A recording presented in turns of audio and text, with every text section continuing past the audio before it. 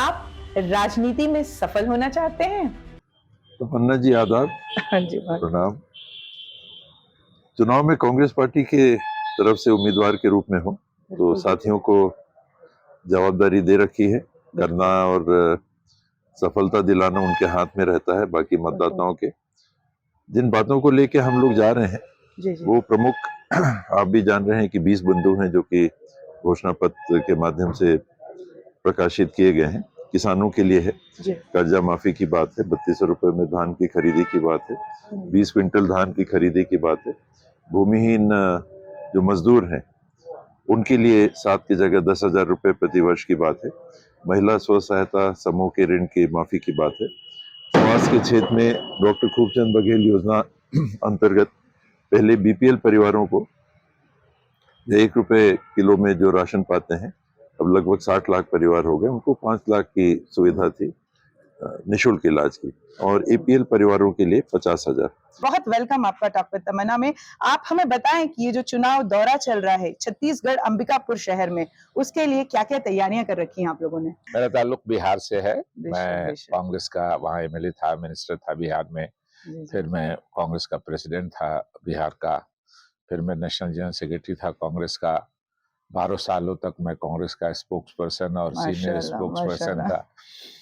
तो यहाँ आते जाते लोगों से ताल्लुकात है। जहाँ तक अंबिकापुर की बात है और एक पूरा छत्तीसगढ़ का मामला है, तो अंबिकापुर में तो शायद वोटर कैंडिडेट से आगे है, और मैं लगभग 17-18 मीटिंग्स की है मैंने।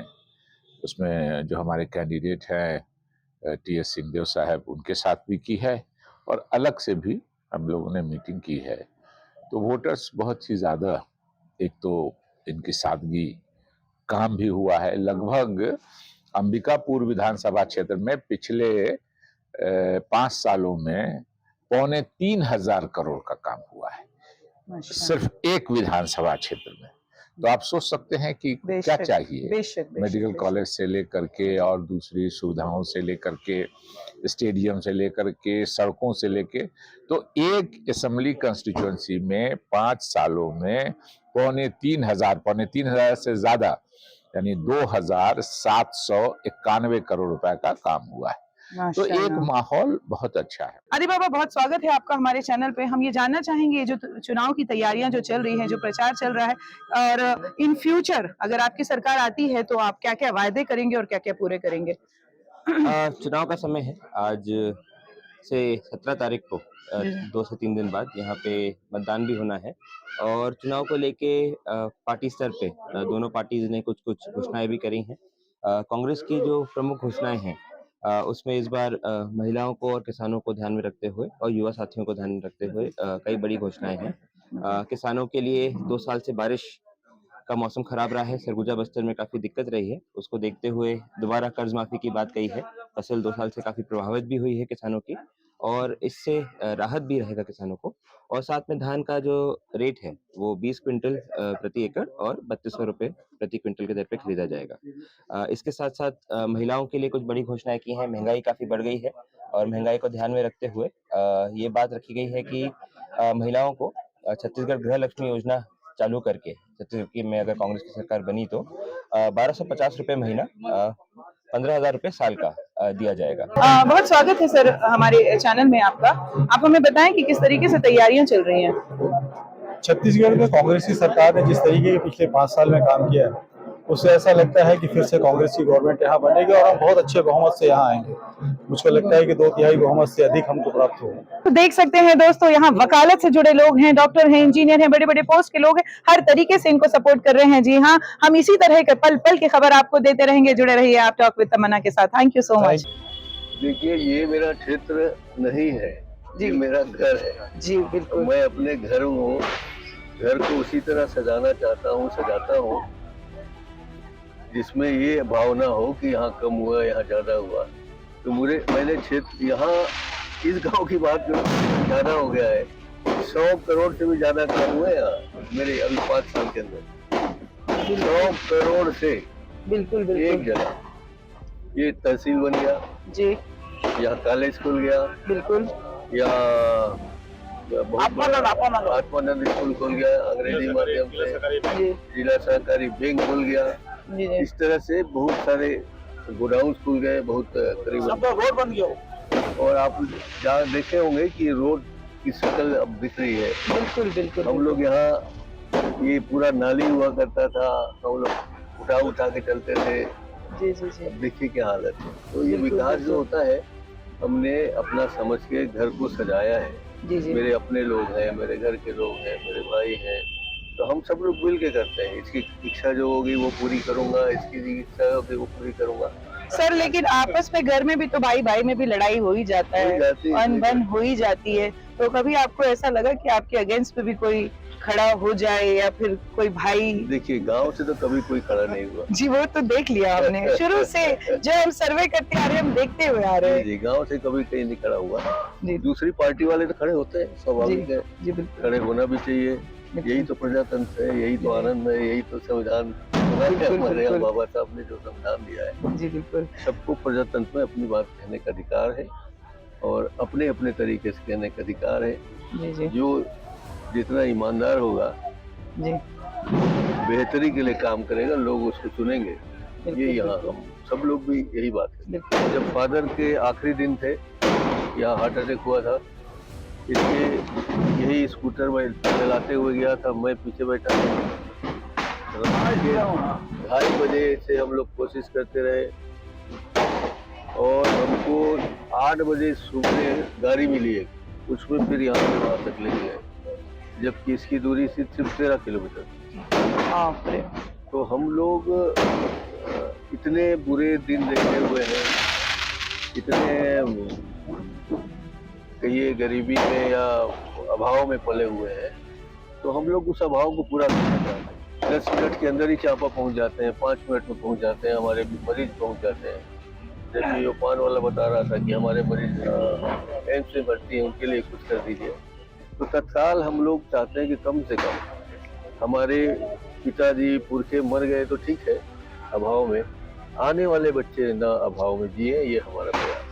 सर, एक आखिरी सवाल आपसे पूछना चाहूंगी, आप जीत जाने के बाद, आप वापस यहाँ पर अपनी सत्ता में आ जाने के बाद क्या कुछ नई प्लानिंग करेंगे, क्या कुछ नया इन लोगों के लिए करना चाहेंगे? यहाँ 9 लाख मीट्रिक टन धान होता है इस एरिया में, हाँ, और सब किसान है, सब बड़े बड़े किसान है। 3200 रुपये अब धान का आएगा, जब भाव तब देखिएगा इनके बाल बच्चे कैसे आगे बढ़ते हैं। बिल्कुल तो बिल्कुल हम लोगों ने गोबर तक को बेचा है, जी 2 बिल्कुल रुपए किलो। बिल्कुल बिल्कुल तो बिल्कुल गोबर बेच के कई लोग मोटरसाइकिल ले लिए, कई लोग यहाँ अपने बाल बच्चों की शादी किए हैं कर्जा माफ होने के कारण। तो हमने पिछले बार भी कर्जा माफ किया, इस बार भी कर्जा माफ किया, और हम गांधी जी के उस मूल मंत्र को लेके चलते हैं कि भारत गाँव में बसता है। बिल्कुल और सर, जब तक बिल्कुल। गाँव की उन्नति नहीं होगा, गाँव की उन्नति हम नहीं कर पाएंगे, तब तक हम आगे नहीं बढ़ पाएंगे। इसलिए हमारा पूरा ध्यान गांव की तरफ है, गांव के महिलाओं की तरफ है, गांव के लोगों की तरफ है, और गांव की जो अर्थव्यवस्था है, जो थोड़े थोड़े में हम आगे बढ़ा सकते हैं। हमारे यहाँ नरवा, गरवा, जी, गुरुआ, बिल्कुल। बारी, ये छोटी छोटी चीजें हैं जो हमको इनके बच्चों को कुछ दे सकते हैं। 200 रुपए दे दें, 300 रुपए दे बिल्कुल, दें, ऐसा नहीं कह रहे हैं कि हाँ। हजारों कमाएंगे। रीपा हम लोग बनाएंगे, अभी 700 जगह हम लोग रीपा खोलना चाहते हैं। रूरल इंडस्ट्री पार्क, जैसा मैं बता रहा था आपको, जी जी बिल्कुल कि घर के बच्चे के, हमारे पतियों के, बहुओं के जो हुनर है, उसको हम बाजार में लाएंगे। बिल्कुल, आप बिल्कुल उसको बाजार में लाना चाहते हैं, उनको दिखाना चाहते हैं कि देखो हमारे यहाँ का बच्चे। अभी राहुल जी जब आए थे तो हम चारों लोगों को बोला, तुम लोग आप सुबह आओ, हमारी गाड़ी में बैठो, चलो। हम लोगों को गांव के खेत में ले गए और उनने हमको वहाँ धान काटने को बोला, ये हसिया लो और धान काटो। सब लोग, हम लोग धान काट रहे हैं, तो एक फोटो दूंगा मैं आपको। बिल्कुल और वहाँ बैठ के उनने बातें की। फिर उनने पूछा हुआ गरीबों से जो काम कर रहे थे कि क्या है, क्या चलता है, काम नहीं चलता, क्या चाहिए। तो वो फिर किसानों ने कहा कि भैया हमको इतने में काम नहीं होता, हमारा भाव बढ़ा दो। उसी कारण हम लोग 7,000 रुपए दे रहे थे काम करने वालों को, 10,000 महीना किया। उसके बाद महीना नहीं, सालाना उनको देंगे फ्री में। अभी जैसे आज घोषणा हुई है कि हम 15,000 महिलाओं को देंगे सभी को। बिल्कुल उसी तरीके से जो काम करने वाले हैं जिनके कुछ भी नहीं है उनको भी अपन 10,000 दे रहे हैं। और 3200 रुपये में जो धान का भाव हुआ है उसी दिन तय हुआ था। जी जी कितना मेहनत करके काटते हैं, कितना जी मेहनत जी होता है। तो हम लोग तो पूरा और जो भी दे सकते हैं गांव वालों के लिए देंगे। ये हमारा ध्येय है, ये हमारी इच्छा है और गांव को हम उन्नत करना चाहते हैं। ये बहुत छोटा नहीं, शुरू से बड़ा गांव है हाँ मगर कमजोर था, टूटे फूटे थे। अब देखिए हमारे घर में जब बिजली जल रहे हैं, बिल्डिंग बन रहे हैं, बिल्कुल सड़कें आ गए, बिल्कुल ये छोटे छोटे बच्चे व्यापार करने लगे, इनके हाथ में काम आ गए, तो धीरे धीरे उन्नत किया। ये थे चरण दास जी, जिन्होंने बड़ी सादगी और सिंपलिसिटी से बताया हमें अपने आगमनी चुनाव के बारे में। आने वाले 17 तारीख को चुनाव है और हम भी ये दुआ करेंगे दिल से कि इनके जितने भी लोग इनके साथ जुड़े हैं इनको सहयोग करें और इसी तरह इनके साथ जुड़ते रहें। जी हाँ, इन्होंने एक अपना कारवा बना लिया है, उस कारवा में लोग जुड़ते जा रहे हैं और आगे बढ़ते जा रहे हैं। हर इंसान उन्नति कर रहा है, हर इंसान आगे बढ़ रहा है। इसी तरह की खबरों के लिए देखते रहिए टॉक विद तमन्ना। आप समाज सेवी हैं और आपके काम को सराहने वाले कम हैं। आप कारोबारी हैं पर कारोबार शिखर पर नहीं पहुंच पा रहा है। देखिए, माहिम दरगाह जो है एक प्रोफेशनल रन ऑर्गेनाइजेशन है और 2007 में माहिम दरगाह को ISO सर्टिफिकेशन मिला था, जो दुनिया में पहली दरगाह ट्रस्ट था जिसको मिला था। So we believe in going ahead with times. और ये PTM जो लॉन्च हुआ है, ये लोगों की सहूलत के लॉन्च हुआ है कि लोग जिधर भी बैठे दरगाह की ज़ियारत भी कर सकते हैं। उसमें काफ़ी और सहूलत भी आने वाली है, डोनेशंस ऑनलाइन हो सकते हैं और सबसे इम्पॉर्टेंट चीज़ है कि वी बिलीव इन ट्रांसपेरेंसी। सो ये जब डोनेशन जब कलेक्ट होते हैं तो transparency top of the line एक प्राइम इम्पोर्टेंस पे आ जाती है। और आज लोगों के माइंड में मिथ है कि भाई जो लोग ट्रस्ट चलाते हैं और कुछ है तो उसमें चोरी होती है बट हर जगह पे ऐसा नहीं होता है। माहिम दरगाह का ऐसा है कि we believe in total transparency and system management. तो ये PTM लॉन्च करने का मकसद ये था कि लोगों तक हम लोग कन्वीनियंस के तौर पे कैसा पहुँचे। उनको यहाँ आने की ज़रूरत नहीं, समझो लोग किधर बाहर बैठे यहाँ नहीं आ सकते, वहाँ से ऑनलाइन ज़ियारत भी कर सकते, PTM के ऊपर डोनेशन दे सकते। बिकॉज माहिम दरगाह ऐसा है कि they are engage in many multiple causes, rather medical है, एजुकेशन है, हमारी स्कूल्स है, हमारी प्राइमरी स्कूल्स है, जिम है। सो लाइकवाइज काफ़ी एक्टिविटीज़ होती रहती, तो ऑल दिस फंड्स जो है वो सोशल कॉज में ही यूटिलाइज होता है और एक प्रोफेशनली मैनेज तौर पे होता है। तो PTM को लाने का मतलब ये था कि लोगों तक एक यूज़र फ्रेंडली वे में हम पहुँचे, आज की टेक्नोलॉजी के साथ में आगे बढ़े और एक ट्रांसपेरेंसी मेंटेन। एक ऐप अभी तैयार हो रहा है जिसमें हर टाइप की फैसिलिटीज़, अगर किसको कुछ फातिहा अगर कराना है तो ऑनलाइन रिक्वेस्ट डाल सकते हो। उसके बाद में अगर ज़ियारत करना है तो पर्टिकुलर टाइम के लिए वो CCTV का विंडो उनके लिए खुल जाएगा। तो lot of facilities are coming in. So we are also going digital. AI का time है, so we have to go along with the times. Otherwise, we'll be run over by something else. So better we keep up to our pace and जो भी technology आती है उसका rightful advantage लेते हैं। बहुत शुक्रिया सर। आगे की कुछ प्लानिंग है, आगे कुछ और प्लान कर रहे हैं आप? प्लानिंग में तो काफ़ी चीज़ें, we wanted one hi tech library also over here. उसके बाद में हम चाहते थे कि भाई एक लॉ ऑफ लैंड और लॉ ऑफ शरीयत के हिसाब के ऊपर भी हम लोगों को कैसा गाइड कर सकते हैं विद प्रॉपर मुफ्तीज एंड एडवोकेट्स। तो ऐसे प्लानिंग तो काफ़ी चीज़ के ऊपर है। Will see how to go about, we are keeping up to the pace now and इंशाल्लाह वेरी सून लोगों तक और यूज़र फ्रेंडली वे में पहुँचेंगे। सर ये हाजी अली में भी स्टार्ट करने वाले हैं? हाजी अली का भी फुल कॉन्सेंट्रेशन उसका कंस्ट्रक्शन के ऊपर है। आप देखा होगा कि वहाँ सीलिंग का काम चालू है, अंदर आस्ताने का और दूसरे काम चालू है, गवर्नमेंट की तरफ से ब्यूटिफिकेशन का प्रोजेक्ट का काम चालू है। So Haji Ali take about 5-7 years to complete, but वो भी एक मॉन्यूमेंट जगह है and it is on the city map of Mumbai. Haji Ali is an island within an island. So we are concentrating on the structure now, how to make it one of the wonders of the world. बिल्कुल बिल्कुल, बहुत शुक्रिया। ये थे सुहेल खंडवानी, जिन्होंने बहुत ही simple और सादे तरीके से अपने सारे प्लान को हमको बता दिया। लेकिन अभी हिंदुस्तान में हमारे पहले दरगाह में PTM लॉन्च हो गया है। मैं आप लोगों से गुजारिश करूंगी कि जहाँ पे भी बैठे हैं आप लोग अपना ज़ियारत करें, दान अच्छे कामों के लिए करें। मैं तमन्ना, टॉक विद तमन्ना से थैंक यू सो मच। आप खिलाड़ी हैं लेकिन आपकी मेहनत के मुकाबिल परिणाम नहीं मिल रहा। It's close, very close indeed. Gone. Yeah. आप लोग पूरा 10-10 गेम जीत के आए हो, ये तो होता रहता है। मुस्कुराइए भाई, देश आप लोगों को देख रहा है। आप फिल्मी दुनिया में अपना भाग्य आजमा रहे हैं और बुलंदी नहीं छू पा रहे हैं।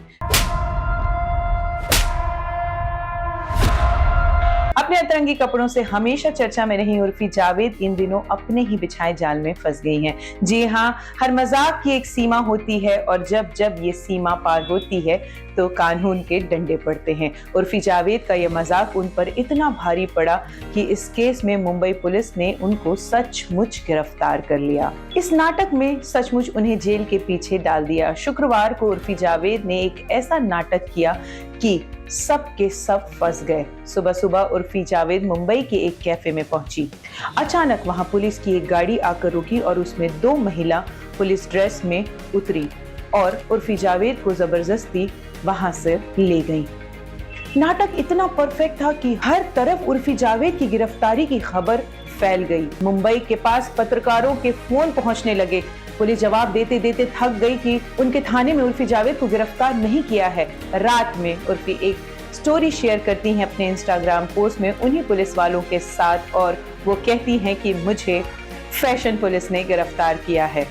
यह एक ब्रांड शूट था और उर्फी जावेद को लगा कि नाटक करके सबको बेवकूफ बना के हंसी टिटोले करके वह बचकर निकल जाएंगी।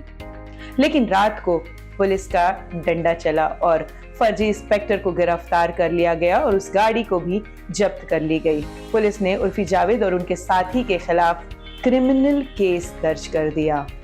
मुंबई पुलिस ने एक पोस्ट में लिखा, सस्ते प्रचार के लिए कोई देश के कानून के साथ उल्लंघन नहीं कर सकता है। मुंबई पुलिस द्वारा गठित तौर पर एक महिला को गिरफ्तार कर वायरल वीडियो सच नहीं है। इसमें पुलिस की वर्दी और चिन्ह का दुरुपयोग किया गया है। इस वीडियो में शामिल होने वाले लोगों के साथ पुलिस ने ओशिवारा थाने में 171, 419, 500 और 34 ICP के धारा लगाई है। फर्जी इंस्पेक्टर को गिरफ्तार कर लिया है। उर्फी ने किया मजाक बहुत भारी पड़ गया है। उर्फी भी सलाखों के पीछे हो। तो हम आपके संघर्ष को कामयाबी की मंजिल पर लेके जाएंगे। जी हाँ, वेब वार्ता समाचार और टॉक विद तमन्ना से। जी हाँ, मैं हूं तमन्ना और आप देख रहे हैं टॉक विद तमन्ना और वेब वार्ता समाचार।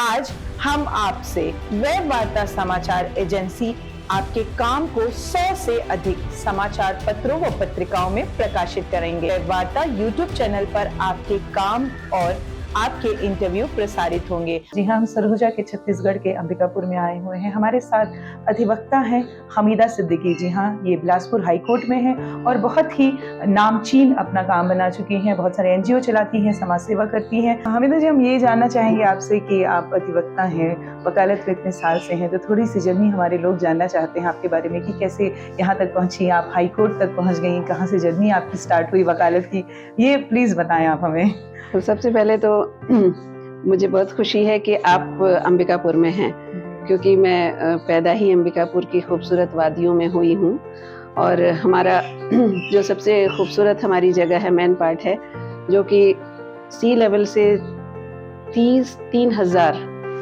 किलोमीटर ऊपर है। और जो कि यहाँ के क्लाइमेट को बहुत चेंज करता है। यहाँ पे एक बहुत ही खूबसूरत इंस्टीट्यूट है होली क्रॉस, मैं वहाँ से पढ़ी हूँ और वहीं से मैंने डिसिप्लिन सीखा। मैंने अपनी पढ़ाई वहीं से शुरू की और उसके बाद मैं MSc की, जो मैंने बस्तर से किया, जो कि दूसरी बहुत खूबसूरत जगह है छत्तीसगढ़ की।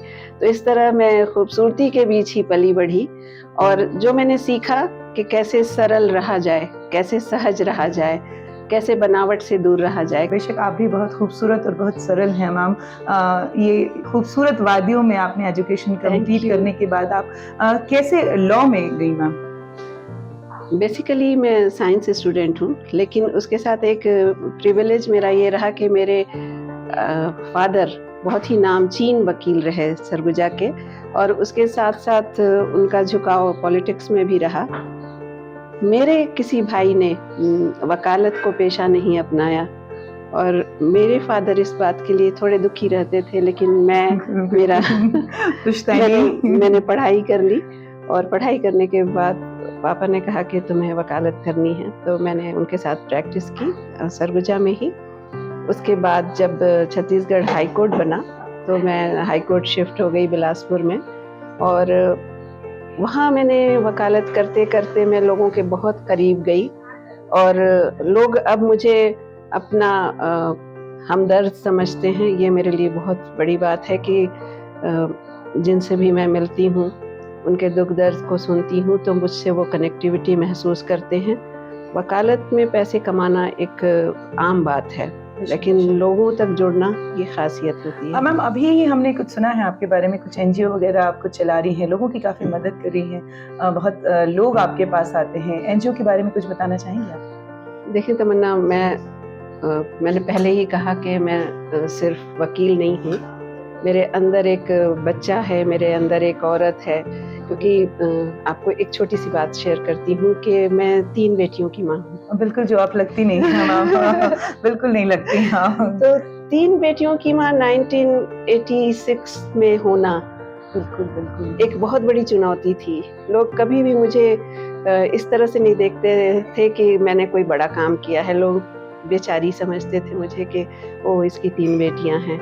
तो मुझे कभी ऐसा नहीं लगा। मुझे अपनी बेटियों पे तब भी नाज था, आज भी नाज है कि मेरी 3 बेटियां हैं, और जो कहीं भी किसी भी बेटे से कम नहीं है। आज भी मैं किसी बच्ची को रोते हुए नहीं देख सकती, मेरी अपनी कमजोरी है।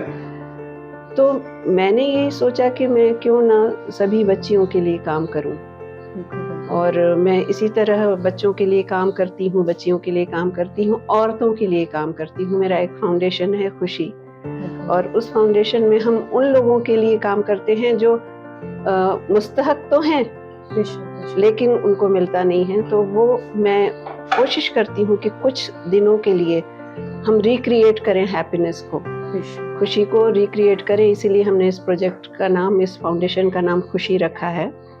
और आपको बताना चाहूँगी कि जेलों में कभी आपको मौका मिले या आप शायद गई भी हों, तो वहाँ पे जो औरतें होती हैं वो बहुत दुखी होती हैं। ऑब्वियस है, जेल में रहना है और किसी वजह से ये सब क्राइम हो जाता है, और सिचुएशन की वजह से वो वहाँ पे हैं। उनके बच्चे होते हैं, उनके बच्चे वहाँ रहते हैं जहाँ नहीं रहना चाहिए। तो जाहिर है कि बहुत सारी चीज़ों से महरूम होते हैं बच्चे। तो मैं वहाँ पे ऐसा एक हैप्पीनेस का वातावरण क्रिएट करती हूँ जिससे वो भूल जाएं कि वो जेल में हैं, और उन बच्चों को वो सब चीज़ें देना जो महरूम हैं, जैसे उनके लिए कठपुतली डांस का अरेंज कर देना, जादूगर बुला देना, उनको ड्राइंग कंपटीशन में पार्टिसिपेट कराना, फैंसी ड्रेस कंपटीशन में पार्टिसिपेट कराना। हालांकि जेल की तरफ से या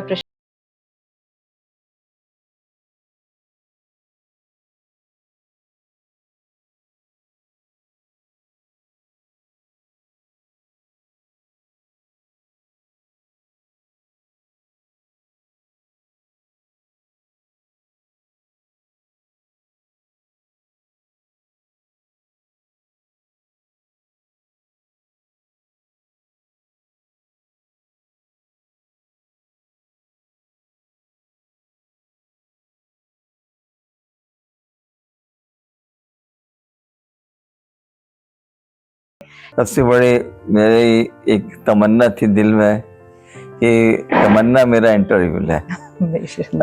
टॉक विद तमन्ना आपका प्रोग्राम मैंने यूट्यूब पर कई बार देखा है, और आपका जो प्रोग्राम है बहुत बेहतरीन रहता है, लाजवाब प्रोग्राम है, एक्सेलेंट है, और आपको हर चीज़ को बहुत ही अच्छे अंदाज में आप पेश करती हैं। उसके लिए मैं आपको अप्रिशिएट करता हूँ, आपको थैंक्स देता हूँ, और साथ में मैं मेरी दुआएं भी हैं आपके लिए कि आप इसी तरह आगे अपने फील्ड में कामयाब होते जाएं।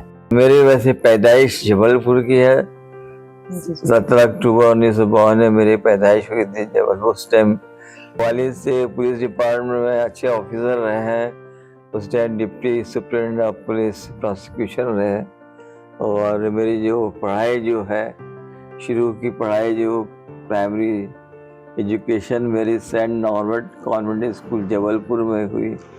उसके बाद वालिद साहब का ट्रांसफ़र हो गया राजनांदगांव में जो पुलिस ट्रेनिंग स्कूल बना, तो वालिद साहब को गवर्नमेंट ने उस इंचार्ज बना के भेजा और उन्होंने सही माने में स्कूल को इस्टेब्लिश मेरे वालिद साहब ने किया, बड़ी मेहनत से, बड़ी लगन से, और उसके साथ में इस्टेब्लिश किया। आज बहुत बड़ा राजनांदगांव का पुलिस ट्रेनिंग स्कूल अपने आप में बहुत नाम है। जी सर, आपके जो घर का माहौल रहा होगा वो पुलिस का रहा होगा, बहुत रूल रेगुलेशन होंगे, बहुत स्ट्रिक्ट होंगे। जी बेशक बहुत ज्यादा स्ट्रिक्ट थे, मगर स्ट्रिक्ट जरूरत से ज्यादा नहीं थे, मतलब वो विद इन लिमिट में ही स्ट्रिक्ट थे। और सबसे बड़ी बात है कि हम लोग डिसिप्लिन में बहुत रहे हैं।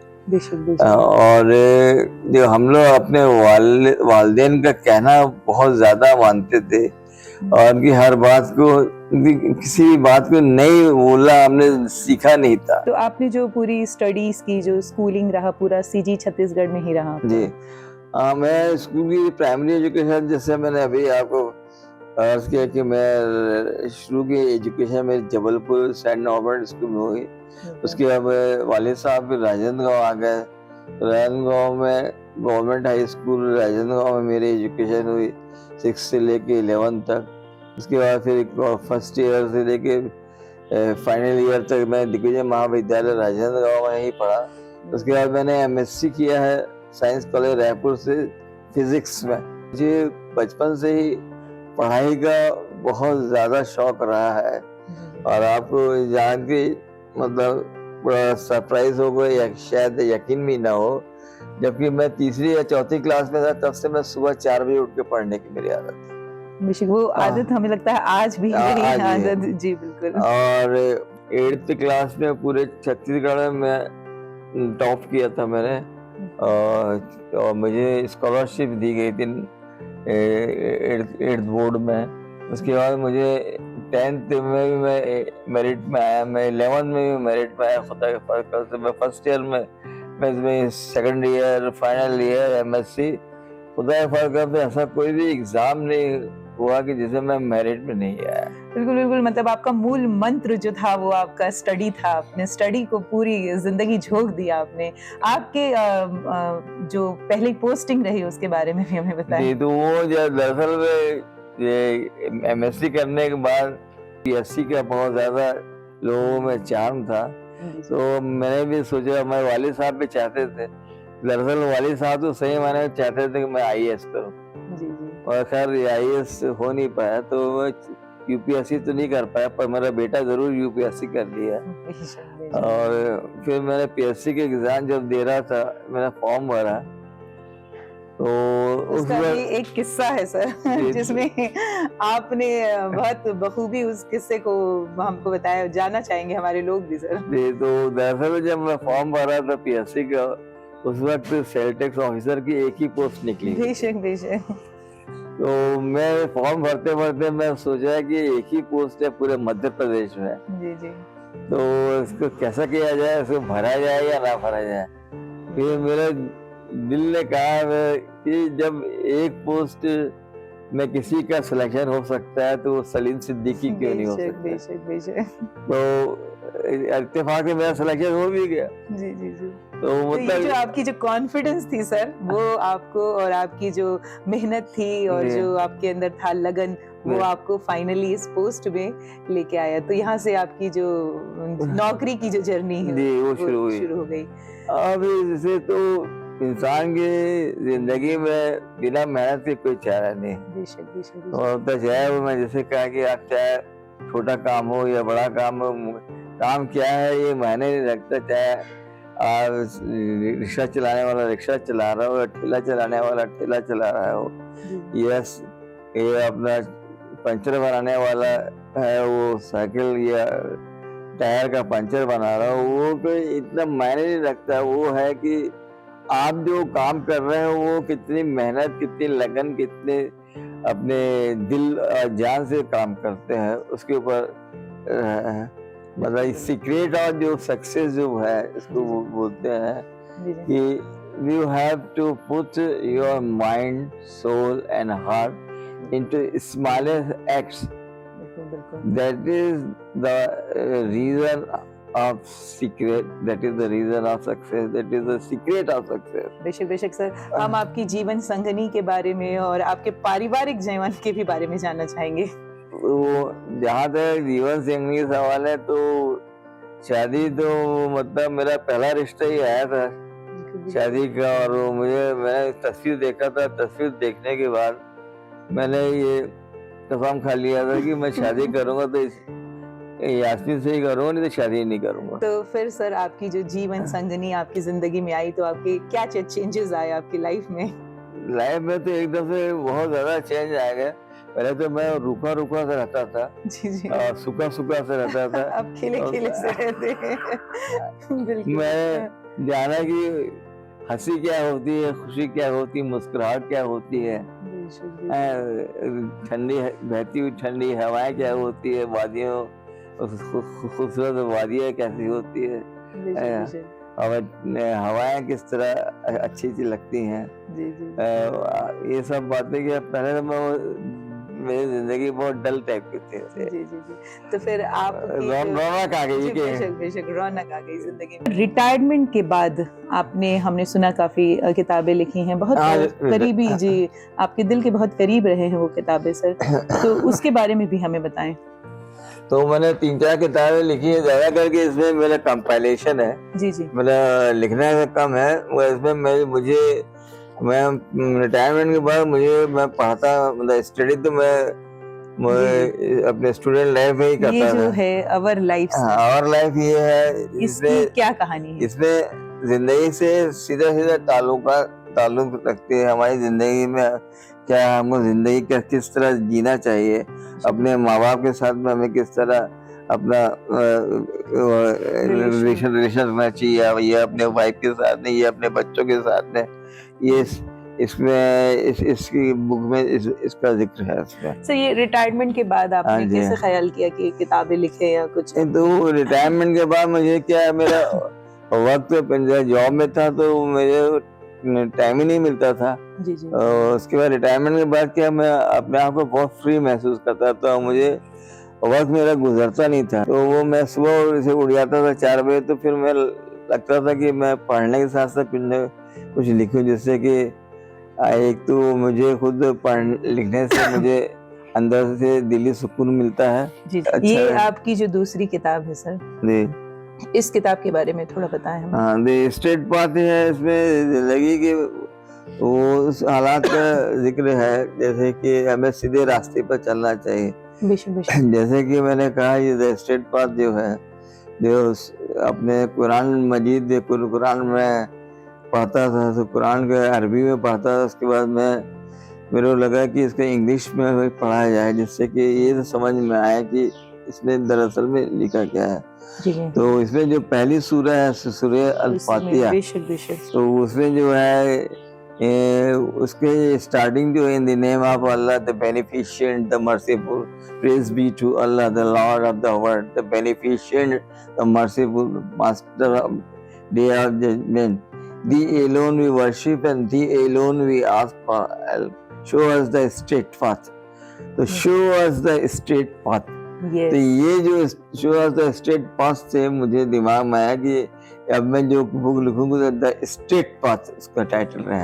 आपने जो लिखी है the thoughts and reflection, ये जो तो मैं सुबह उठता था, पढ़ता था, लिखता था, तो मुझे थोड़ी देर कभी छोटे मोटे थॉट्स आते थे, बहुत ही शॉर्ट में थॉट्स है, मतलब ये मेरे जो थॉट्स है कोई 4 लाइन के, 5 लाइन के, 10 लाइन के, मैं सडनली आपको जो माइंड में आता था वो थॉट्स होते थे, रियलिटी वाले। तो वो लेकिन मैं बहुत लंबा लिखने की आदत नहीं मेरे शॉर्ट में लिखने की आदत। बिल्कुल। और ये जो चौथी किताब है मेरे, वो बच्चों के हिसाब से मैं लिखा। मैं कुरान मजीद में क्या है कि 114 सूरा है और 5335 आयतें हैं, तो और मेरे को लगा कि इतना बड़ा वॉल्यूमस है कुरान मजीद, और आज की जो जनरेशन है वो पूरा इतना पढ़ने में तो वक्त देना बहुत मुश्किल है। तो इसमें से मैंने 4-5 जो लोगों के उससे मैंने पढ़ के मैंने छांटता गया, उसमें कुछ सूरह और आयतों को छांटा है। जो कि सीधा सीधा जिंदगी से ताल्लुक रखते हैं। शुक्रिया इतनी खूबसूरत जानकारी देने के लिए। जाते जाते हमारे जो लोग हैं, हमारे जो दर्शक हैं, उनको आप क्या मैसेज देना चाहेंगे सर? मैसेज तो मैं यही देना चाहूँगा कि सबसे पहले बात है अपने जिंदगी में क्या है, उतार चढ़ाव हर एक की जिंदगी का हिस्सा है। Every dark night has a bright sunshine, मतलब हर अंधेरी रात के बाद एक सुनहरी सुबह होती है। देखा दोस्तों, आप लोगों ने ये सलीम सिद्दीकी थे। जी हाँ, इन्होंने बहुत सादगी, बहुत सिंपलिसिटी से अपनी पूरी कहानी हमें बताएं, पूरी जर्नी बताएं। इनका मूल मंत्र जो रहा है इनकी ज़िंदगी में, वो एजुकेशन रहा है। जी हाँ, ये बहुत ही डेडिकेटेड रहे हैं पढ़ाई के लिए, और लोगों से भी अपील करेंगे कि अपनी ज़िंदगी में जो भी पाना चाहे मेहनत से पाए, और खूब तरक्की करेंगे जब आप मेहनत करेंगे। सलीम जी, बहुत बहुत शुक्रिया आपको इतनी पूरी जानकारी देने के लिए। Thank you so much. एक बार फिर हम हाजिर होंगे एक नए शख्स के साथ। बहुत शुक्रिया, हमें इजाजत दे दे। थैंक यू जी। दरअसल मैं सरगुजा ही में पला बढ़ा और यहीं के कल्चर में रचा बसा, और जब मैंने आँख खोली तो मेरे वालिद जो थे, जो हमीदा के नाना में, और मेरे वालिद राजा के हम मुलाजमत करते थे।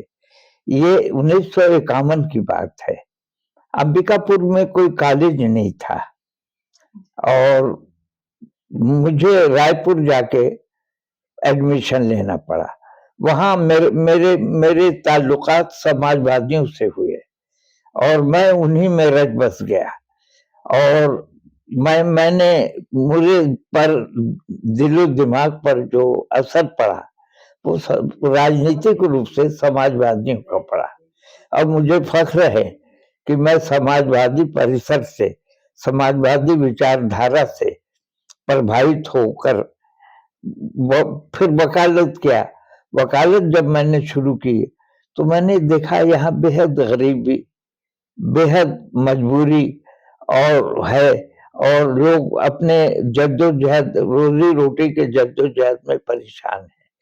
तो मैंने वकालत को सबसे अच्छी खिदमत का जरिया समझा, और इसी दौरान मैंने जो अल्पसंख्यक समाज था, पिछड़ा वर्ग था, उसके लिए काम शुरू किया, और जिस कदर हो सका, जितनी मेरी सामर्थ्य थी, जितने मेरी आर्थिक स्थिति भी कमजोर ही थी, तो मैंने उनकी खिदमत की, उनकी सेवा की। दूसरी बात, मैं डॉक्टर लोहिया, मैं राजनाथ सिंह का यहाँ कार्यक्रम कराया। डॉक्टर लोहिया तो स्वास्थ्य के कारण यहाँ नहीं आ सके, और मैं मधुलिमे से जुड़ा रहा, पटनायक साहब से जुड़ा रहा। तो मेरा राजनीतिक सोच जो था तो थोड़ा यह इनकलाबी था, जो सामंतवाद के खिलाफ था। सर, अभी चुनावी दौरे पे हम निकले हुए हैं छत्तीसगढ़ के, तो क्या कुछ लगता है आपको इस बार के चुनाव के बारे में? आप कुछ हमारी जनता को बोलना चाहेंगे सर? देखिए, इस चुनाव के घोषणा पत्र ने अंबिकापुर विधानसभा क्षेत्र में एक इनकलाब ला दिया। ये कर्ज माफी, पहले से लेके आखिर तक की मुफ्त की पढ़ाई वगैरह, जितना कुछ हुआ, इसकी वजह से अपनी बहनों के, महिलाओं की कर्ज माफी, इसने तो बहुत, ये उम्मीदवार से ज्यादा काम उसने किया है। जी जी। सर, हमने सुना है आप अभी भी प्रैक्टिस करते हैं और अभी भी आपका जो वकालत का जो सिलसिला है वो चल रहा है। हाँ, चल रहा है। कैसे कुछ मैनेज करते हैं सर, ये भी जरूर बताएं। मेरा अपना क्लर्क है, जी जी। वो 7 बजे आ जाता है। आप लोग की वजह से आज देरी हो जाए तो मैं कह नहीं सकता। जी जी। वो मेरा चेम्बर है, वहीं ठहरने का भी इंतजाम है, लेटरिन बाथरूम का भी इंतजाम है, और क्योंकि मैन पार्ट से कुछ से कोई आएगा तो उसके ठहरने के लिए तो 100, 500, 400 रुपये लग जाएंगे होटल में, जी, तो बिल्कुल। मैंने उसकी भी व्यवस्था कर रखी है। बिल्कुल सर, ये बहुत बड़ी बात है और आज के दौर पे आप इतने मतलब संघर्ष से यहाँ तक पहुँच के अभी भी आप वकालत कर रहे हैं, बहुत बड़ी बात है सर।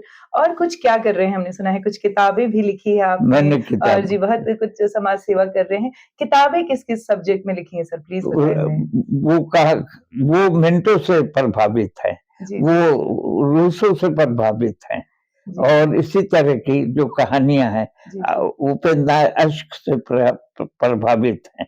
जी तो बिल्कुल सर, अभी कुछ और लिखने का प्लानिंग या कुछ और हाँ, कुछ नया? मेरा बहरहाल मैं सरगुजा के बारे में देखिए, वो इतिहास लिखना आपको बता दूं, ये आप हमेशा अपने दिमाग में रखिएगा। इतिहास लिखना एक तरफा होता है। बिल्कुल। मैं अगर कुछ कह रहा हूँ और मैंने कुछ कह दिया, तो आप सामने खड़े हैं, सुन रहे हैं, तुरंत कंट्राडिक्ट कर देंगे। बिल्कुल। सरगुजा का राजा जो था, यहाँ के महाराजा लोग थे, इनकी वजह से इतिहास में कई विसंगतियां आई हैं। जी, बिल्कुल। तो वो सरगुजा अंधकार में न रह जाए, इसके लिए मैंने काफी किताबों का अध्ययन किया और जहां तक किताबें मिल सकी मैंने उनको संग्रह करके उसका अध्ययन करके एक सरगुजा पे खोजी पत्रिका टाइप मैंने किताब लिखी है। जाते-जाते एक आखिरी सवाल हम आपसे पूछेंगे, हमारे जो लोग, हमारी जो जनता आपको देख रही है, उनको आप क्या मैसेज देना चाहेंगे मैं सर? से ये देना चाहूंगा कि भाइयों उठो, गरीबी से लड़ो और जो दक्षिणपंथी लोग हैं जी, जी। और जो भारत की राजनीति में जहर घोल रहे हैं, हिंदू मुस्लिम कर रहे हैं, इसकी कोई जरूरत नहीं है, भारत पिछड़ जाएगा। बिल्कुल। हाँ, इसीलिए प्यार मोहब्बत की जो जर्नी राजा के समय से जो चली है, जी, जी। भाईचारा जो चला है, उसको कायम रखो। जी, बहुत शुक्रिया आपका। ये थे अब्दुल रशीद सिद्दीकी, छत्तीसगढ़ अंबिकापुर से अधिवक्ता। जी हाँ, आज भी ये अधिवक्ता हैं और आज भी ये वकालत कर रहे हैं। आज भी इन्होंने हम अपनी ज़बानी हमको बताया कि उनका सिलसिला चालू हो जाता है और जितने भी उनके क्लाइंट हैं, उनकी भी रुकने की व्यवस्था है। सर बहुत धन्यवाद। बहुत शुक्रिया। आपके काम के विभिन्न सोशल मीडिया बताएँ।